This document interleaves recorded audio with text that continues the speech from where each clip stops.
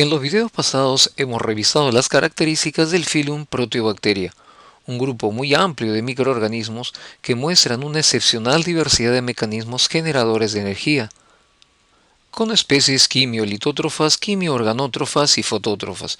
Y respecto a su relación con el oxígeno, se conocen especies anaeróbicas, microaerófilas y aeróbicas facultativas.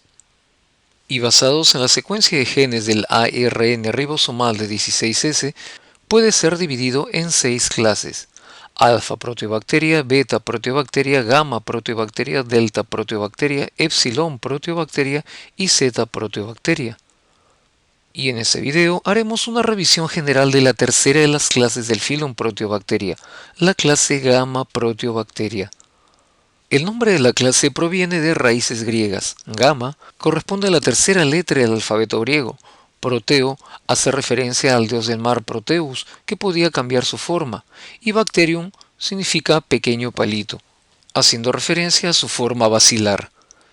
Es el grupo más grande y más diverso de las proteobacterias, y de acuerdo al manual de Bergy de bacteriología sistemática, la clase contiene 165 géneros ordenados en 26 familias y 14 órdenes. La clase Gamma Proteobacteria está definida como la clase de bacterias que tienen una secuencia de genes de ARN16S relacionado con los miembros del orden Pseudomonadales, el cual es el orden tipo de esta clase.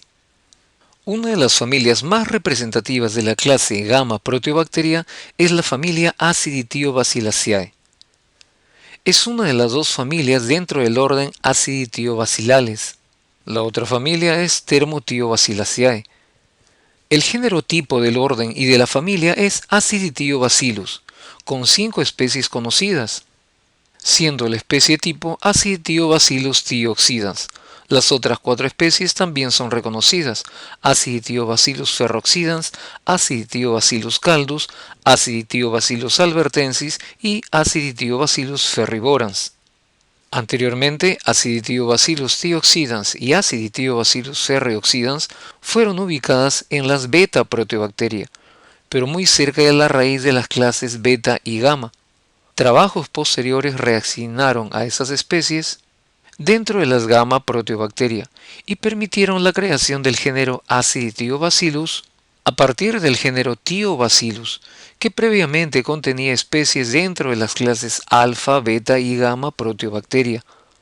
Los estudios que se han realizado más recientemente parecen justificar que el género Aciditiobacillus deba ser reclasificado como una nueva clase de las proteobacterias, la clase Aciditiobacillia, como lo propone Williams y Kelly en el año 2013.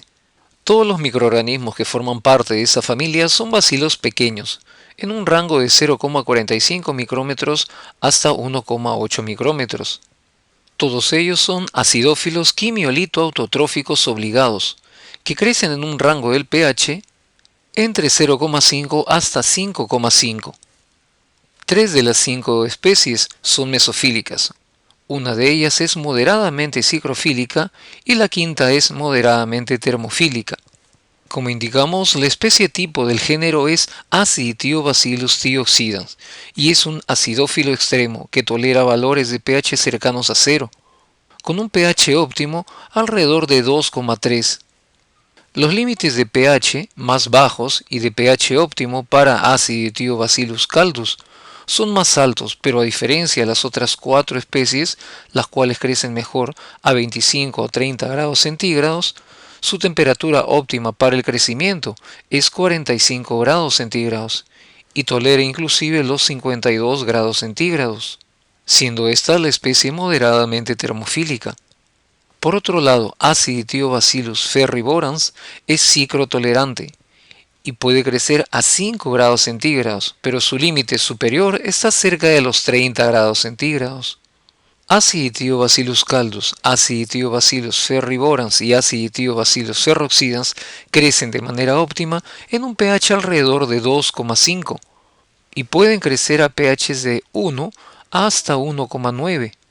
Y respecto a su movilidad, todas las cepas son móviles a excepción de Aciditiobacillus ferroxidans. Esta especie fue descrita inicialmente como móvil, una propiedad que fue perpetuada a través de muchas referencias, pero fue un error. La motilidad observada en cultivos de Aciditio-Bacillus ferrooxidans se cree es debido a otras bacterias acidófilas oxidantes de hierro de azufre o de comensales heterótrofos que son móviles y que estuvieron presentes en los cultivos supuestamente puros de Aciditio-Bacillus ferrooxidans. Las cepas tipo de esta especie han mostrado ser definitivamente inmóviles y su genoma ha perdido los genes que codifican la formación de flagelos. Por otro lado, Aciditio-Bacillus albertensis es móvil, pero a diferencia de las otras especies que tienen un solo flagelo polar, esta especie tiene un penacho de flagelos polares inusualmente largos. Dependen de la generación de energía a partir de la oxidación del ion ferroso y de minerales sulfurados como la pirita, la calcopirita y compuestos del azufre inorgánico, apoyando la fijación autotrófica de dióxido de carbono y la biosíntesis. Por ejemplo, Aciditio-Bacillus thioxidans depende de la oxidación del azufre y de sus compuestos inorgánicos para obtener energía y la fijación del dióxido de carbono. Es un quimio litotrófico obligado, pero como otros quimio-litoautótrofos del azufre, es capaz de asimilar algunos nutrientes orgánicos como el acetato y aminoácidos, pero solo a costa de la energía de la oxidación de los compuestos del azufre. Las otras 4 especies, Aciditio-Bacillus albertensis, Caldus, Ferriborans y Ferrooxidans, son también capaces de un crecimiento quimio-litoautotrófico dependiente de la oxidación del azufre, como vemos en esta tabla, pero muestran diferentes requerimientos de pH y temperatura, como hemos visto en la tabla anterior. Por otro lado, Aciditio-Bacillus ferriborans y Aciditio-Bacillus ferrooxidans son las únicas especies de este género que pueden crecer y obtener energía oxidando el ion ferroso y los minerales sulfurados. Estas dos especies oxidantes del hierro pueden también oxidar el azufre anaeróbicamente, usando la reducción del ion férrico a ion ferroso como aceptor de electrones. Y algunas especies también pueden oxidar el hidrógeno aeróbicamente. Su capacidad de degradar minerales y de oxidar azufre se explota comercialmente a nivel mundial en la recuperación de metales como el cobre, el uranio, el níquel y el oro, a partir de minerales de baja ley o desde desechos mineros mediante procesos denominados biolixiviación o lixiviación bacteriana. El género Aciditio-Bacillus es de especial interés porque sus especies incluyen algunas de las bacterias más extremadamente acidofílicas, las cuales toleran concentraciones considerablemente elevadas de algunos metales tóxicos. Por ejemplo, las especies Aciditio-Bacillus thioxidans y Aciditio-Bacillus ferrooxidans contienen las poliaminas putrescina y espermidina, las cuales son necesarias para el crecimiento en hábitats ácidos. En un medio adecuado con tetrationato como sustrato de crecimiento formarán colonias circulares, pequeñas, de 1 a 2 milímetros de diámetro. Todas las especies del género contienen cuerpos poliédricos denominados carboxisomas, los cuales constan de la principal enzima fijadora del dióxido de carbono, la ribolosa bifosfato carboxilasa oxigenasa, conocida como rubisco. Las especies de Aciditio-Bacillus se encuentran en cualquier ambiente ácido, en los cuales están presentes el azufre o sus compuestos reducidos, o se presenta el hierro oxidable como sulfuros de hierro, como por ejemplo la pirita, la calcopirita, la marcasita, que es un dimorfo de la pirita y se cristaliza de manera diferente que ella, entre otros sulfuros. Entre estos hábitats se incluyen suelos y aguas ácidas, manantiales sulfurosos y los más conocidos son los drenajes de minas de carbón, botaderos de carbón, residuos minerales y los campos de lixiviación utilizados para recuperar los metales.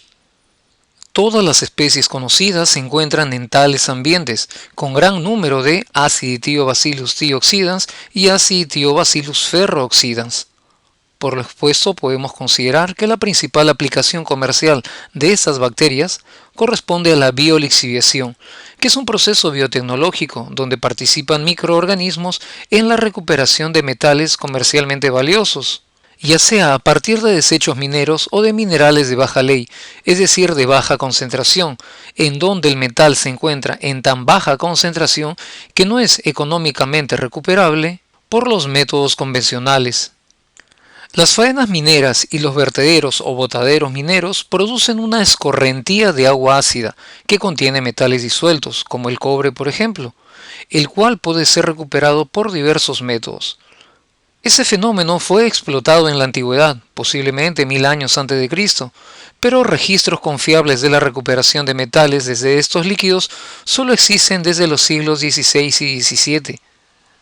El desarrollo a gran escala de la lixiviación de metales valiosos se inició en España en el siglo XIX, como la lixiviación en botaderos de cobre desde minerales que contenían pirita, y fue desarrollado en importantes procesos de recuperación a partir de desechos minerales y minerales de baja ley, tanto en los Estados Unidos como en Chile en el siglo XX, especialmente desde los años 1980. En ese esquema podemos ver el proceso básico de la lixiviación en pila o en botaderos, que es relativamente simple. Estos botaderos de minerales previamente chancados o triturados se riega con agua ácida, con una solución de ácido sulfúrico diluida. La reducción del tamaño de los minerales por trituración favorece la exposición de este mineral a la solución de lixiviación, es decir, a la solución ácida. Esa solución de ácido sulfúrico diluida da las condiciones adecuadas para el crecimiento del microorganismo que se encuentra presente en los minerales, ya que es su hábitat natural. Esos microorganismos utilizarán los sulfuros como fuente de energía, dejando de esa manera libre al metal en la solución lixiviada, que es colectada en una zona adecuada con un revestimiento en la base, para evitar la pérdida de líquido. El metal es recuperado desde el líquido lixiviado, que ha drenado, mediante un proceso de extracción por solvente y, posteriormente, por electrodeposición, y el líquido ácido es reciclado a la superficie de las pilas. A nivel mundial, la producción de cobre por procesos de biolixiviación alcanza del 10 hasta el 15% del total producido. En la actualidad, el cobre y el uranio son los principales metales recuperados desde minerales de baja ley por procesos de biolixiviación, pero también este proceso es aplicado en la recuperación del níquel y en el tratamiento de minerales refractarios, es decir, minerales que son difícilmente oxidados por los procesos normales de la hidrometalurgia y que contienen plata y oro asociado a pirita y a arsenopirita. Recién a partir de la década de 1940, la actividad catalítica de la bacteria fue relacionada con el proceso de lixiviación de metales a partir de minerales y con la producción de acidez en los drenajes de las minas de carbón. Esto permitió el descubrimiento del Acidiobacillus ferroxidans, la cual fue considerada por muchos años como el principal agente de degradación de la pirita, la calcopirita y de otros sulfuros. Estudios posteriores mostraron que otras bacterias acidofílicas también se encuentran en los sistemas de biolixiviación, como es el caso de Leptospirillum, Acidiphilum, Acidimicrobium, Ferromicrobium, Sulfobacillus y arqueas como Sulfolobus, Acidianus y Ferroplasma, como también heterótrofos acidofílicos, algunos de los cuales son termófilos y extremotermófilos. Y en la actualidad se reconoce que el proceso de biolixiviación de sulfuros de metales es efectuado por una diversidad de bacterias y de arqueas. Pero un problema importante derivado de las actividades naturales y diseñadas de los Acinetobacillus es la contaminación del agua, ya sea de ríos, de aguas subterráneas, de suministros de aguas potables y también de los suelos, ya sea con ácidos o con metales tóxicos como el cobre, el níquel, el arsénico, el uranio y el radio. Y esto debido a la escorrentía proveniente desde los vertederos de carbón, de los desechos mineros, de trabajos en viejas minas y potencialmente desde las operaciones de lixiviación en pilas. Ese problema puede ser controlado o corregido por la contención de las escorrentías en los embalses de almacenamiento mediante la precipitación de los metales y la neutralización del ácido sulfúrico. y por la construcción de pilas de biolixiviación con una contención efectiva y un revestimiento de la base de estas que prevengan la pérdida del lixiviado al ambiente adyacente. Otra alternativa es una tecnología bien desarrollada que disminuya la pérdida del metal valioso y el efluente, así como también una disminución del riesgo de contaminación. Existen investigaciones que han demostrado que las aguas del proceso y los efluentes que contienen tiosulfato y tetrationato de las operaciones mineras podrían ser degradadas en bioreactores a bajas temperaturas, alrededor de los 6 grados centígrados, utilizando cultivos de Acidityobacillus ferriboram cicrotolerantes como el organismo activo. De esa manera se reduce el impacto ambiental de los efluentes. Un problema natural es planteado por la denominada corrosión inducida por microorganismos del concreto. Ese problema, la corrosión, involucra a algunos tiobacillus como Acidityobacillus thioxidans y probablemente Acidityobacillus ferroxidans. Se ha reportado como un proceso microbiano debido a la absorción del sulfuro de hidrógeno desde las aguas residuales anóxicas en los tubos de alcantarilla de concreto, con la posterior oxidación hasta ácido sulfúrico, provocando el colapso de las tuberías. Aunque este problema puede ser progresivamente corregido por un revestimiento de las tuberías y reemplazando las tuberías con plásticos resistentes a la corrosión. En la actualidad, con el desarrollo de tecnologías limpias, sobre todo aplicadas a la minería, la presencia de esta familia, del género Acidityobacillus, cobra mayor importancia. La familia Acidityobacilliaceae ha sido la primera que hemos desarrollado correspondiente a la clase Gamma Proteobacteria. En los siguientes videos continuaremos revisando a las principales familias de esta clase.